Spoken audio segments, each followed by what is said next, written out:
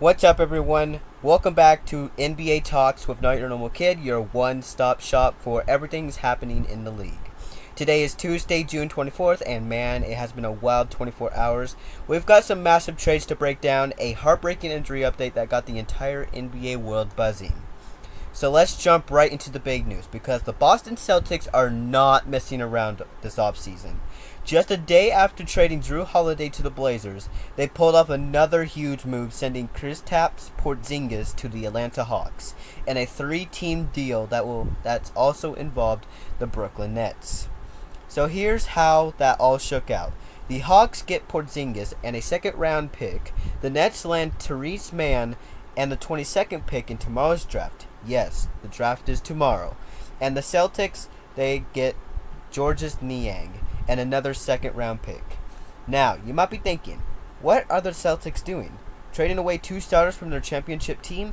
And yeah, it's a fair question, but it looks like a huge money-saving move for Boston. Reports say that these two trades combined will save them a projected $180 million in luxury tax penalties.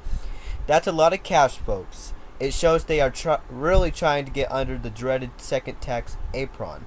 It will be interesting to see what their next moves are with all that cap flexibility. But wait, there is more trade actions. The New Orleans Pelicans also got busy, reportedly trading C.J. McCollum and Kelly Olynyk to the Washington Wizards. Sorry for the I can't pronounce his name, so sorry about that. In return, the Pelicans are getting Jordan Poole, Sadiq Bey, and the 40th pick in tomorrow's draft. And this signals a continued overhaul for the Pelicans, especially after they traded Brandon Ingram earlier this season. It's clear they are shaking things up and trying to find the right pieces around Zion. And on a smaller note, Matisse Thybulle is staying put in Portland, picking up his $11.5 million player option with the Trailblazers. Always good to see a player commit to their team. Now, for the really tough news, I explained this in the last video about Tyrese Haliburton injuring in Game 7 where he tore his right Achilles. He actually went down in the first quarter of that final game, and it cleared immediately how serious it was. He was visually emotional, pounding to the floor.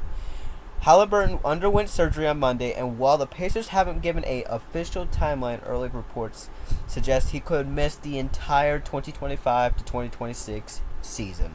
This is a brutal blow for Haliburton and for the Pacers, who had such a fantastic run to the finals. He even put out a statement on social media basically saying it sucks, but he doesn't regret playing through a previous calf injury to try and win it all for Indiana. You gotta respect that fight, even with such a heartbreak outcome. So to today's recap of today's NBA drama, the Celtics are shredding salary, moving Porzingis to the Hawks in a three-team deal. The Pelicans are getting a new look, acquiring Jordan Poole in a trade with the Wizards. And unfortunately, Tyrese Haliburton is facing a long road to recovery after tearing his Achilles in the finals. That is it for the major news for today, June 24th. The offseason is just heating up with the draft tomorrow, so you will know we'll be back with more updates.